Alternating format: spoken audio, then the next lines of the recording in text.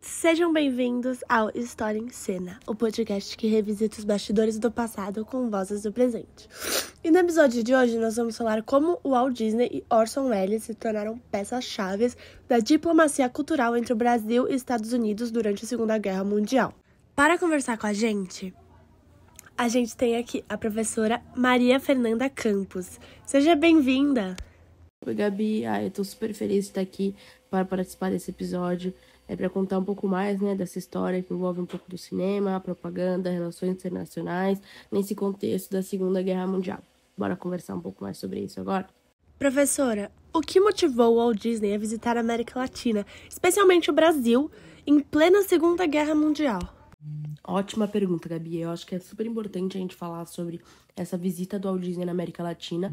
E eu acho que a gente não pode falar da visita do Walt Disney sem falar da política da boa vizinhança, que foi o principal fator dessa visita acontecer, que ela é a política que foi implementada pelo governo dos Estados Unidos na época. E a sua intenção principal era de aproximar os países da América Latina e impedir o avanço das ideias nazifascistas.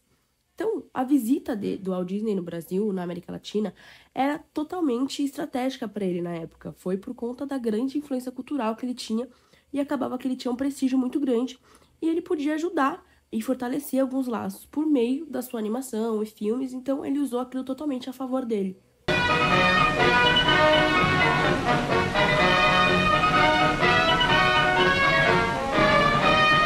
El desfile militar nos impresionó. Durante todo el día pasaron las distintas armas.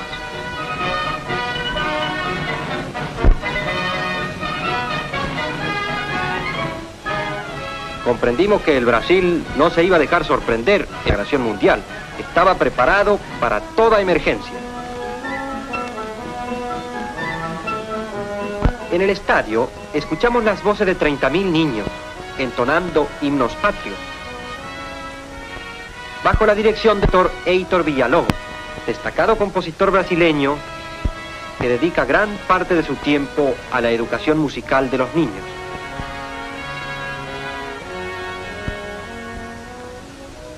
Diariamente recorríamos la ciudad dibujándolo todo,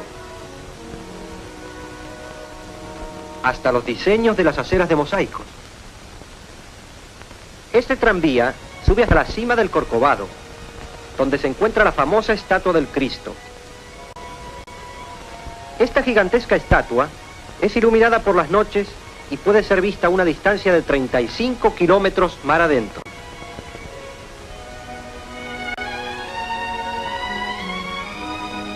El pan de azúcar se destaca majestuoso sobre la gran ciudad. Uno de nuestros artistas se puso a hacer una acuarela del pan de azúcar. E como surgiu o personagem Zé Carioca nesse contexto? O Zé Carioca, ele foi criado durante essa visita do Walt Disney mesmo na América Latina, Gabi. Ele foi uma forma para representar o Brasil de uma maneira um pouco mais simpática, divertida, para apresentar isso ao público americano. E a sua primeira aparição, se eu não me engano, foi no filme Alô Amigos, de 1942. Eu não sei se você conhece, Gabi, mas é um filme que ficou muito conhecido, carismático, por conta dessas ideias que ele acabou representando nesse personagem. E a ideia principal foi apresentar o Brasil como um país alegre, exótico, acolhedor. Acabou sendo de uma maneira super estereotipada, mas foi vantajoso para o Disney na época. Esse tipo de representação, ele funcionava mais como entretenimento ou como propaganda?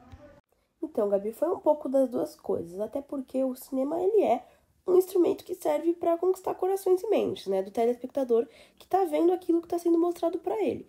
Então, eles pegaram o personagem Zé Carioca, que é um personagem super carismático, alegre, feliz, e acabou que foi vantajoso para o governo dos Estados Unidos na época, porque promoveu uma imagem de que eles eram um parceiro confiável, amistoso, que, quem tava vendo aquilo poderia confiar neles, que ia dar certo. Então, acabou sendo meio que uma propaganda com cara de diversão. Agora vamos mudar de figura. Vamos falar do Orson Welles. Qual foi o objetivo da sua vinda ao Brasil?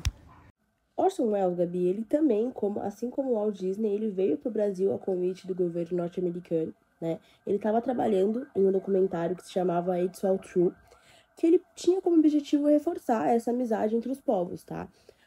Nesse documentário teve uma parte que ficou super conhecida, que foi no episódio 4 Homens e uma Jangada, que esse episódio ele contava uma história de que os jangadeiros cearenses, eles navegaram até o Rio de Janeiro para reivindicar seus direitos. E o que aconteceu com esse filme? Por que ele nunca foi lançado? Bom, teve de fato essa polêmica sobre o filme, né? Que por que ele não foi lançado, o que aconteceu com o filme. Então, o filme ele foi um projeto que foi feito, mas ele acabou sendo cancelado por uma combinação de fatores, sabe, Gabi? Ele, primeiro, foi por uma resistência muito forte da produtora do filme, que não via um valor comercial, não via por que postar o filme. Depois, o próprio governo dos Estados Unidos acabou não vendo o porquê de publicar, porque achava arriscado divulgar uma imagem de que o Brasil não era um país alegre, festivo, que é a própria imagem que o Walt Disney tinha criado na época. Até porque o filme ele mostrava muita pobreza, muitas lutas populares, e é uma realidade totalmente ao contrário do que o Walt Disney tinha criado. Então, por conta disso, o filme nunca foi lançado e ele acabou sendo cancelado. E sobre o episódio da morte do jangadeiro Manuel Jacaré? Então, durante as gravações desse projeto, aconteceu mais uma polêmica, né? Que foi a morte, né, trágica do Manuel Jacaré, que foi um jangadeiro, né? Um personagem. Acabou aumentando mais ainda as críticas sobre esse projeto e aumentando ainda os argumentos de que realmente as gravações deveriam ter sido interrompidas e acabou acontecendo do jeito que aconteceu. E por conta disso, o Wells acabou ficando devastado, porque ele viu sua reputação indo por água abaixo nos Estados Unidos. E ele se viu numa posição super frágil, né, na época. Professora, então podemos dizer que o Walt Disney e Orson Welles foram usados como ferramentas diplomáticas? Sem dúvidas, Gabi, até porque ambos representaram formas diferentes de como usar a cultura como instrumento de poder, sendo vantajoso para ele. Porque o Walt Disney usou o humor e a animação para promover aquela visão política positiva dos Estados Unidos. Já o Wells acabou tentando mostrar um pouco da realidade latino-americana, mesmo não sendo positiva para ele, porque ele enfrentou alguns desafios no caminho, como a gente acabou comentando, mas isso acabou revelando como a cultura pode ser controlada, sim, politicamente, dependendo dos interesses.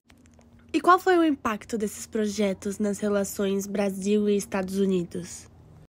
Então, a relação Brasil-Estados Unidos fortaleceu os laços naquele momento, né, especialmente com a elite e as classes médias urbanas brasileiras, mas também deixou algumas marcas que hoje a gente consegue discutir do como o Brasil foi representado naquela época, né? Qual a imagem que foi projetada lá fora, como eles viam a gente, né? Professora Maria Fernanda, muito obrigada pela conversa. Eu que agradeço o convite, Gabi. Foi uma honra estar aqui presente nesse episódio. É sempre super importante a gente revisitar essas histórias para entender um pouco melhor como as imagens do nosso país foram e ainda são construídas, né? Muito, muito obrigada de verdade. E aqueles ouvintes que não nos ouviram até o final, só tenho a agradecer. Qualquer coisa, podem me acompanhar nas minhas páginas no Instagram, na internet, tá bom? Muito obrigada mesmo. E você, ouvinte, continue ligado no História em Cena. Até a próxima!